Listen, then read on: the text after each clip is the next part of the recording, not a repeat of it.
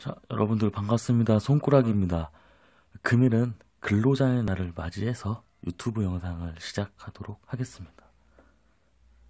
네, 먼저 근로자입니다. 근로자를 보시면 요 힘력자가 뜻을 담당하고요. 앞에 있는 이 진흙 근자는 소리를 뜻하게 됩니다. 요 진흙 근자는 소리로 사용되지만 진흙을 다질 때 힘을 줘서 다지지 않습니까? 그래서 힘쓰다, 부지런하다, 근무하다라는 뜻으로 사용하기도 합니다. 다음으로 일하다 로자인데요. 일하다 로자도 여기 보시면 힘력자가 있고요. 위에 불화자가 두 개 있는데 밤에 불을 켜고 열심히 일할 정도로 열심히 일하는 모습. 그래서 일하다 로자가 됩니다. 요 사람 자자는 패스하도록 하겠습니다. 우리가 보통 얘기하는 근로자에 대한 개념을 잠깐 설명드리면, 근로자는 일단 어떤 사업 또는 사업장에서 근무를 하는 사람이고요. 두 번째, 돈, 임금을 목적으로 일을 하는 사람을 뜻합니다. 세 번째, 그래서 회사에 근로를 제공하게 됩니다. 요 근로 제공하는 사람은 생산직이든 사무직이든 업종에 관계없이 근로로 한 사람을 뜻하게 됩니다. 요 근로자의 날이니까 대략적으로 제가 또 인사 담당합니다. 인사 업무를 진행하기 때문에 간략하게 설명드리면, 우리나라 같은 경우는 이제 일제 강점기에 1923년도에 처음 조선 노동 총연맹에서 한 2,000여 명의 노동자들이 모인 가운데 세 가지에 대한 조건을 걸었다고 합니다. 첫째, 노동시간 단축. 둘째, 임금 인상.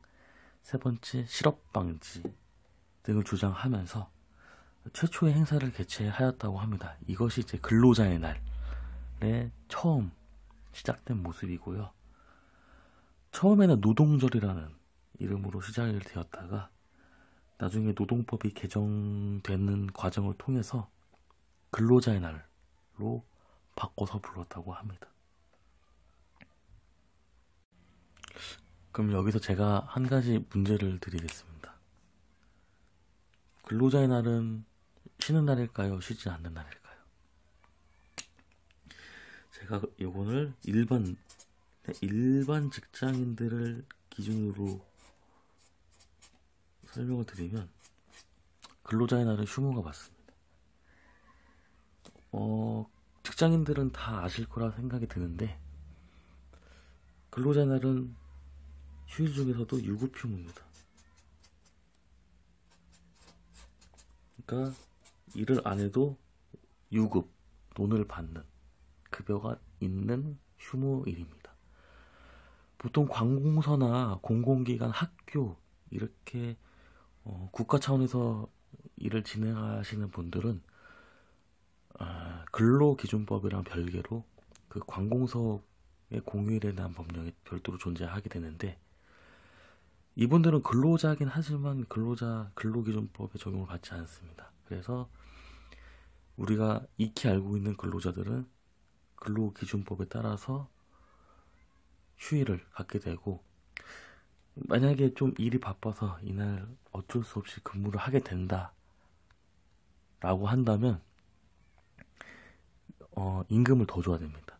보통 통상임금이라는 기준이 있는데 통상임금의 50%를 더, 그러니까 가산해서 지급하게 됩니다.